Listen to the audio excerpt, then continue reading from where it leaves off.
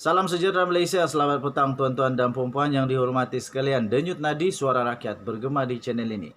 Tuan-tuan dan puan-puan yang dihormati sekalian, sekarang ini yang menjadi paling hangat diperkatakan di media sosial adalah tentang huha-huha, cakap-cakap di antara Presiden PAS, Tok Guru Hadi Awang.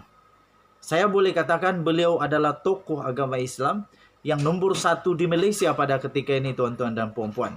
Beliau adalah seorang tokoh agama Islam yang pastinya akan memberikan pendapat yang akan memberikan pengaruh besar kepada pengundi-pengundi Islam Melayu di Malaysia. Apa yang berlaku adalah kemarin Tok Guru Hadi Awang memberikan kenyataan yang memang panas. Dia memberikan penjelasan sebab kenapa dia tidak mahu, PAS tidak mahu bekerja sama dengan UMNO. Iaitu dia betul-betul menekankan, malah dia mengakui bahawa PAS tidak boleh bekerja sama dengan UMNO kerana di dalam UMNO masih keruh. Pemimpin-pemimpinnya tidak mau bertobat. Dan dia kata, pemimpin-pemimpin UMNO perasuah, terima rasuah. Ada pemimpin-pemimpin UMNO yang rakus kuasa. Ini pasti akan membuat banyak pengundi terkesan. Mana tidaknya? Siapa yang tidak akan terpengaruh dengan kata-kata ahli agama nombor 1 di Malaysia? Pada pendapat saya, tuan-tuan dan puan-puan, ini memang agak ditunggu oleh ramai musuh-musuh politik Zahid Hamidi, musuh-musuh politik UMNO.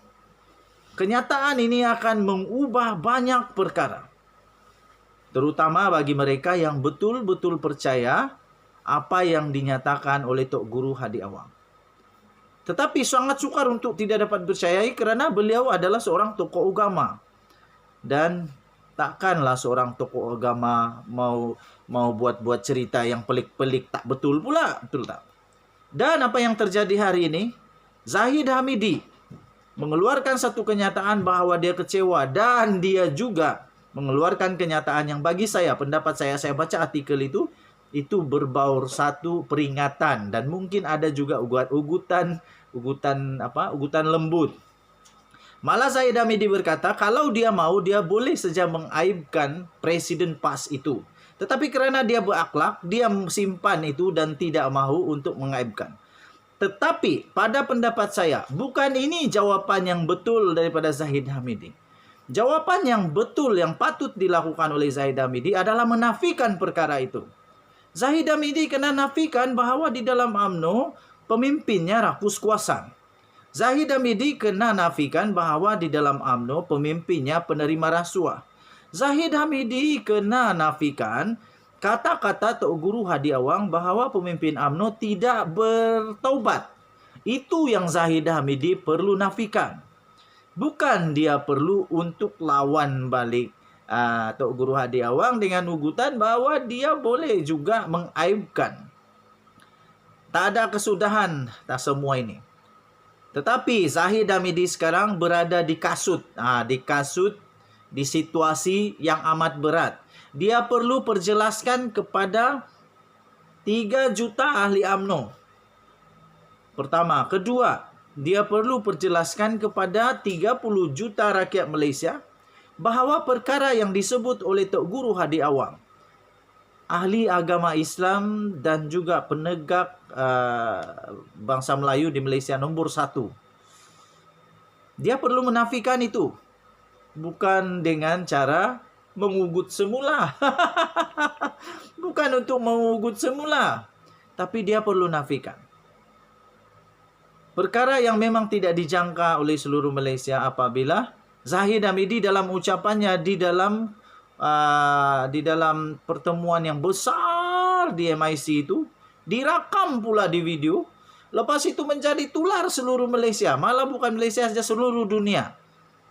Dan dia nafikan bahawa dia kata ucapannya itu dispin oleh musuh-musuh. Macam mana mau spin? Sudah jelas-jelas dia kata, kalau kita kalah, kita akan, begitulah, apalah. Dan dia sebut juga nama-nama. Oi, beraninya dia sebut nama-nama tuh. Maksudnya betullah bahwa nama-nama itu berisiko untuk dihadapkan di pendakwaan. Tidak akan didakwa di Malaysia ini. Malaysia kita ada undang-undang perlembagaan, kita ada kedaulatan undang-undang yang betul. Tak akan dihadapkan ke mahkamah kalau tiada apa-apa masalah. Malaysia bukan negara hutan, bukan. Kita bukan haiwan, kita bertamadun. Orang hanya bawa perkara yang perlu di mahkamah. Tak akan ada manusia di dunia ini, terutama di Malaysia secara spesifik, tak akan ada orang di Malaysia ini dengan sembarangan, tak ada apa-apa hal bawa orang pergi mahkamah, dakwa di mahkamah. Kecuali ada angin bertiup, sehingga pokok bergoyang. Istri saya kata, tak akan pokok bergoyang kalau tak ada angin. Zahid Hamidi kenapa takut? Kala PRU, kalau tiada kesalahan. Kecuali memang ada kesalahan yang boleh didakwa.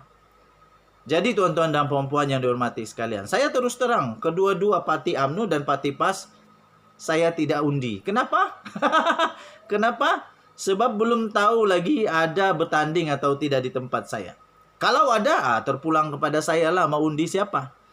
PAS kah? UMNO kah? Atau apa-apa? Tetapi yang pasti, tuan-tuan dan puan, tidak dapat dinafikan sama sekali bahwa kenyataan daripada Tok Guru Hadi Awang ini akan mempengaruhi undi Melayu Muslim, Melayu Islam di Malaysia. Ini betul-betul panas. Jadi, Zahid Hamidi kena nafikan perkara itu. Jangan ugut balik, nafikan. Nafikan bahwa di dalam UMNO tidak ada itu. Tapi macam mana mau nafi? Benda tu memang sudah ada, cuma seorang sudah masuk penjara lah. Banduan Najib Razak sudah di penjara 12 tahun, 210 juta. Paling best lagi bonus, buy one free one. Suami masuk penjara, istri pun masuk penjara. Terbaik. Belum lagi banduan, bakal banduan. Rosma Mansur, lagi parah.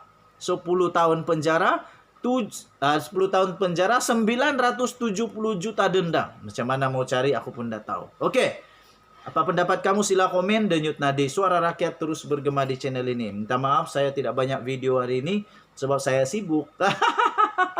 Kita jumpa lagi. Kita, jaga keluarga, cintai keluarga, jaga anak-anak, jaga istri dengan baik. Kita jumpa lagi pada berita akan datang. Bye-bye.